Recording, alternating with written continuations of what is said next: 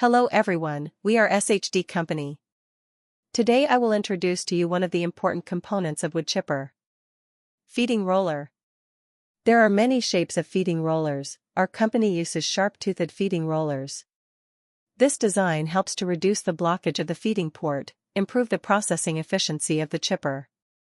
The toothed plates of the feeding rollers can effectively grip and transport the wood, ensuring the continuous and stable operation of the chipper.